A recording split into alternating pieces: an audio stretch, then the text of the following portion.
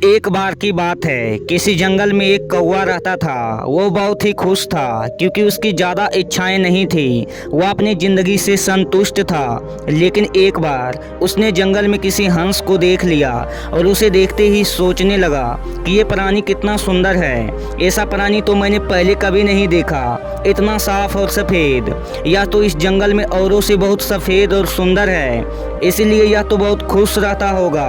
कौवा हंस के पास गया और पूछा, भाई तुम इतने सुंदर हो, इसलिए तुम बहुत खुश रहते होंगे।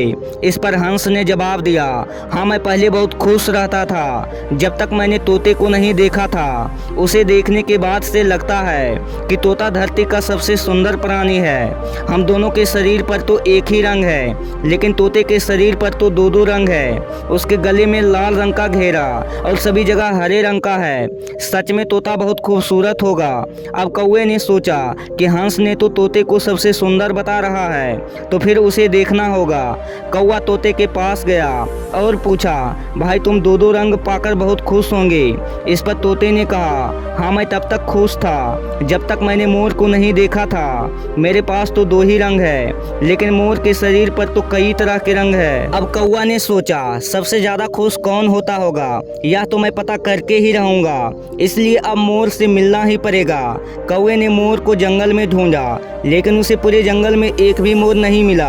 और मोर को ढूंढते ढूंढते वह चिड़ियाघर में पहुंच गया, तो देखा मोर को देखने बहुत से लोग आए हुए हैं और उसके आसपास अच्छी खासी भीड़ भी है। सब लोगों के जाने के बाद कौवे ने मोर से पूछा, भाई तुम दुनिया का सबसे सुंदर जीव हो और रंग बिरंगे हो, तुम्हारे साथ लोग फोटो खिंचवा रहे थे, तुम्हें तो बहुत अच्छा लगता होगा और तुम तो दुनिया के सबसे खुश जीव होंगे। इस पर मोर ने दुखी होते हुए कहा, भाई अगर सुंदर हूँ तो भी क्या फर्क पड़ता है, मुझे लोग इस चिड़ियाघर में कैद करके रखते हैं, लेकिन तुम्हें तो कोई चिड़ियाघर में कैद करके नहीं रखता है और तुम जहाँ चाहो अपनी मर्जी से घूम फिर सकते हो।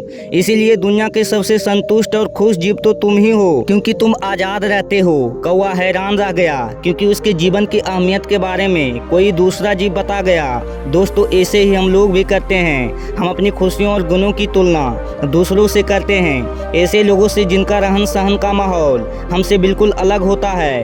हमारी ज़िंदगी में बहुत सारी ऐसी चीज़ें होती है जो केवल हमारे पास है, लेकिन हम उसकी अहमियत समझकर खुश नहीं होते। लेकिन दूसरों की छोटी खुशी भी हमें बड़ी लगती है, जबकि हम अपनी बड़ी खुशियों को इग्नोर कर देते हैं।